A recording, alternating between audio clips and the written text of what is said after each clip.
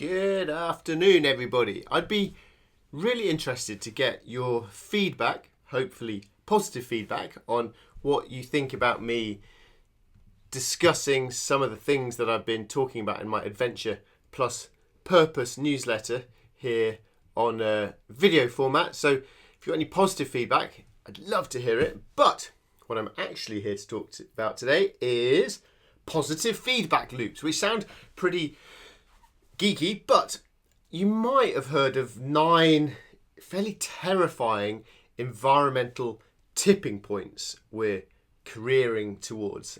These are thresholds where just a final tiny little change can push a system into a completely new shape, new state, and then accelerate the others through some pretty scary feedback loops. And these are all sorts of horrible things, like a collapse of the Atlantic Ocean currents that can lead to severe cooling in Europe, or melting of ice caps, thawing of permafrost, the Amazon turning into savanna, a coral reef die-off, and lots of bad stuff like that.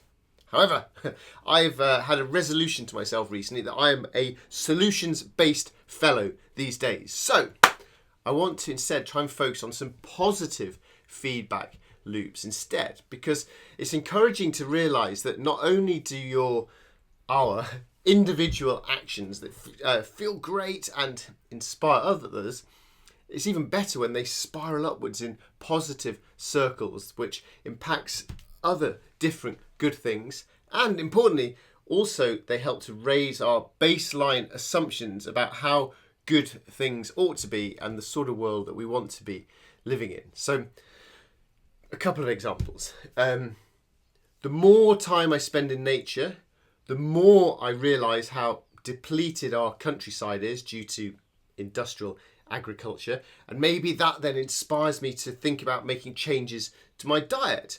Diet has a huge impact on land use. That frees up more space for rewilding. Rewilding restores biodiversity, makes the countryside richer, wilder, more inviting, even more appealing to spend time in. And so I go out and spend more time out there. And so the loop continues. And that's good. But it also lifts my baseline assumptions for how much time I want to spend in nature, which is good for my health, and what the countryside should be like, which is good for nature and keeping me connected with nature so that I want to take action on it. Another example, deciding to campaign for the right to roam responsibly, that is good because it helps break down the barriers to nature access, making the countryside more inclusive to more people in more places more often. And so as more people experience the outdoors, then they can discover this adventure and beauty on their doorstep, and that helps reduce the desire for high impact, far off travel. As well as that, the growing connection to nature helps foster a deeper sense of responsibility, and through time and experience, a greater knowledge of how to behave in the outdoors, to look after it more, to respect the land more, keeping dogs under control, leaving no litter, stuff like that.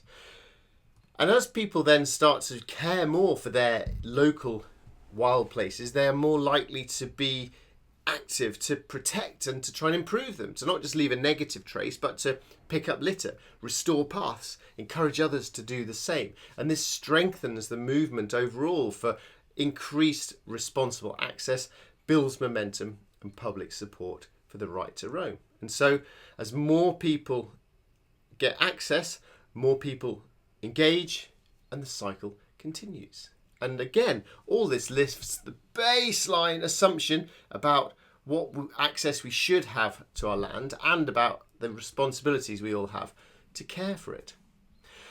So, all of this to say, as Taylor would sing, one small action is actually a step towards shifting systems. Don't think of it as a tiny thing. It's a step towards shifting systems. So it doesn't matter what you do. Do what feels fun and enjoyable and meaningful to you.